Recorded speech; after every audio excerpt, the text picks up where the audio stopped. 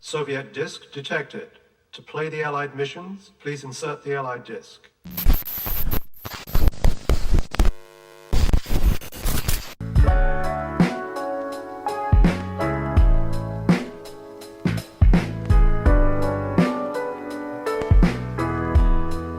Hello everyone, I'm a Broken Robot. When it comes to the wild world of gaming, there are nearly an infinite number of genres, styles, and even subgenres to choose from. If you happen to be a fan of real-time strategy or base defense gaming, then it might be hard to believe that they actually get most of their roots from the tower defense genre of gaming, which started all the way back in 1990 with the release of Rampart. If you're unfamiliar with the tower defense genre, the easiest way that I can explain it is you have a set map where you use a diverse range of units to defend a base from a group of enemies with varying strength coming in varying waves. Think titles like Balloon Tower Defense or Kingdom Rush. Thanks to their easy-to-program gameplay loop and the simple but addictive strategy of setting up your base's defenses, tower defense gaming exploded in popularity with the rise of Flash, and then slowly slipped into the background as browser games fell into obscurity. However, the fall of browser gaming paved the way for more unique takes on the tower defense genre, including titles like Castle Doombad and Field Runners 2, pushing the boundaries of what tower defense gameplay and map design could be.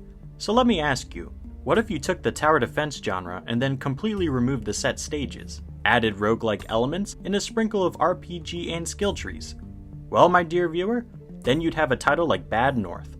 While Bad North never debuted to much fanfare back in 2018, after several years of steady updates and content expansions, Bad North is easily one of the most unique takes on the tower defense genre in the modern age, where you as the player take on the role of a military commander, defending a series of islands from invading Vikings, all while upgrading and buffing out your forces to take on larger and more tougher hordes of enemies. Developed by Plausible Concept, an indie development team from Sweden, Bad North was created with the philosophy that sometimes less truly is more in modern gaming. This is most apparent in Bad North's simple but dynamic art style that shows all the right details when it comes to things like trees, the surrounding ocean, or blood splatters, but plays it simple when it comes to the details of your troops and the houses that they seek to defend. Aside from the minimalist top-down graphics, Bad North benefits greatly from an ambient soundtrack that never necessarily distracts you from the task at hand, but always adds to the suspense of awaiting the next wave of enemies or intensifying a desperate last stand. In terms of story, Bad North has relatively little, relying on you as the player to make up your own headcanon or simply accept that there is no rhyme or reason to the in-game universe of an endless sea of islands and small villages.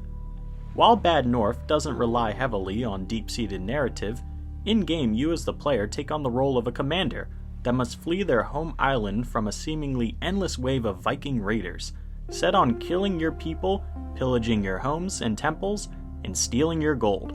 Your goal is to reach an island far off from your own and defend it to your last breath. As you progress across the map, you'll recruit other clans of defending soldiers and even discover secret items and equipment that can make or break the defense of an island. Overall, Bad North's gameplay is simple but thrilling.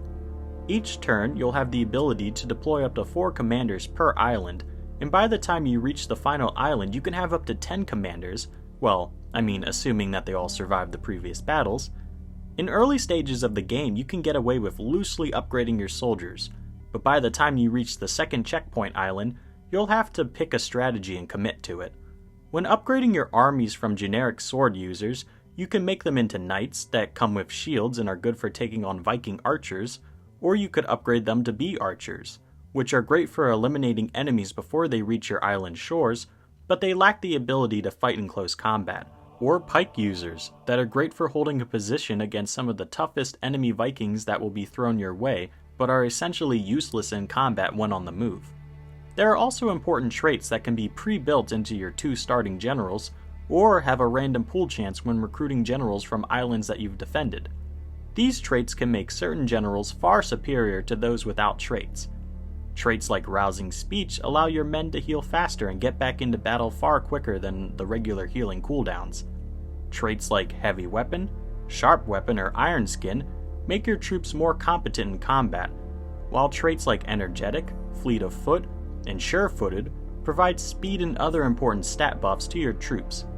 It all comes down to which strategy you choose for the game, but each trait has a pro and a con. Aside from the luck of the draw, when it comes to the traits and skill trees, in my own opinion, it's good to have a wide array of soldiers going down each of the 3 paths, since they also include vital upgrades like archers being able to volley a large amount of arrows at a single position, or knights being able to jump attack down ledges.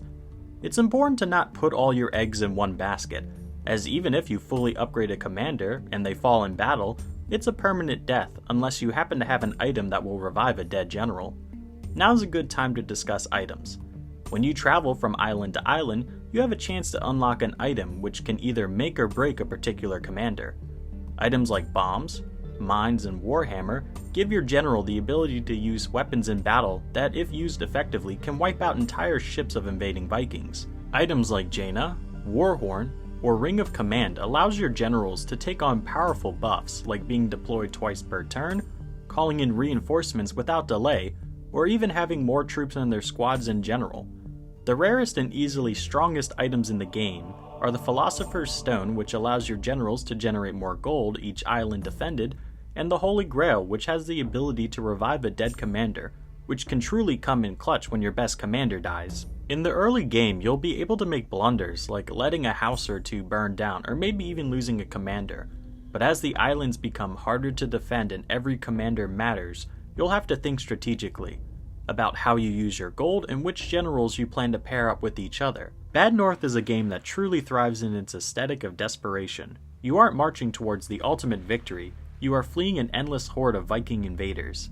You'll constantly need to be on your toes, or you'll quickly find a run going down the drain, as in the late game losing even a single commander can make or break your run. If you're even mildly curious, I highly suggest checking out Bad North. Sitting at a cool $15 price tag and having essentially an infinite replayability factor, Bad North truly pushes the boundaries of the tower defense genre. And that, my dear viewers, is my take on Bad North, a video game that wasn't noticed until it stood out among the crowd of real-time defense games of the late 2010s. But what do you guys think? Have you played Bad North before and do you enjoy it? Or do you know any other games that have a similar feel? Feel free to comment down below your thoughts, I'd be more than happy to discuss. But more than anything, I'm so happy to have each and every one of you in my audience today. You guys are truly what makes the Broken Robot Show possible. If you like what you see, feel free to smash that like button. That way I know you guys want more videos, and it helps me out personally in the YouTube algorithm, and I couldn't thank you enough. Don't forget to subscribe and join the Robot Factory today. We cover a wide variety of topics here on the show, like gaming, interesting stories, biographies, thought-provoking ideas, and even some philosophy. So there's always something for everyone here in the show. I hope you all have a great day. Fun fact, Vikings didn't have horns on their helmets, and stay cool.